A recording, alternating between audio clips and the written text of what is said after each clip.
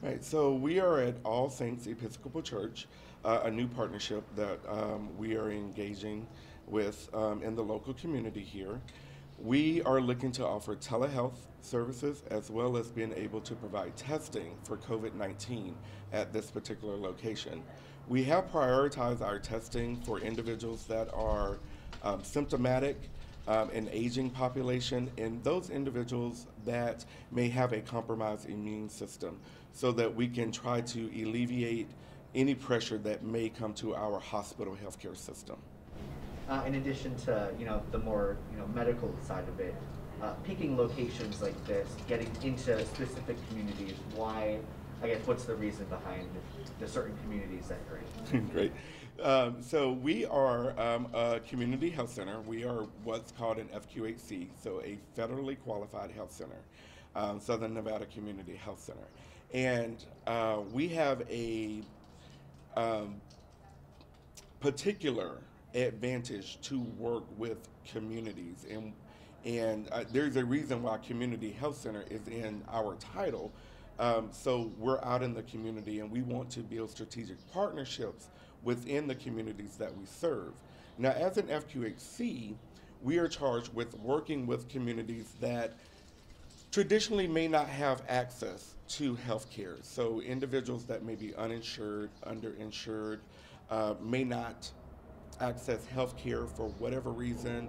And it could be related to resources. It can be related to cost or institutionalized racism. We try to alleviate those barriers, and so this is why it's very important for us as a community health center to build these bridges and work with local partners that are ingrained and have a history within communities, and particularly communities of color, where there may be trust issues. And particularly whenever we approach All Saints Episcopal Church, is that this is a safe place for this community, and we always want to partner where the community feels comfortable and where they seek out, it's kind of like their blanket. And yeah. Yeah, you mentioned communities of color, and we've seen that data that's being released. I think daily from the health district. Breakdown of cases, hospitalizations, deaths based on race, in addition to other uh, categories. And we're seeing that communities of color are being disproportionately affected. So, is this kind of one way of trying to address that issue as well? It is, absolutely. It is one way of that we're trying to tackle and respond.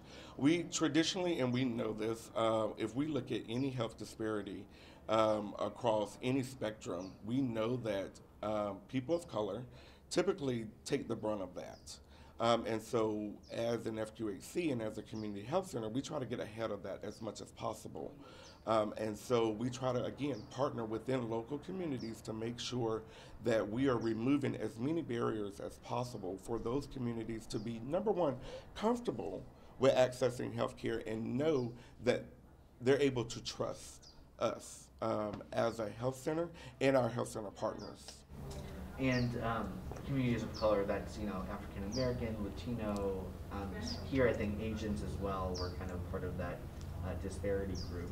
Yes. This particular location, it's obviously, I would imagine it's open to everyone, but this particular area you would maybe expect to see more, is it Latino population?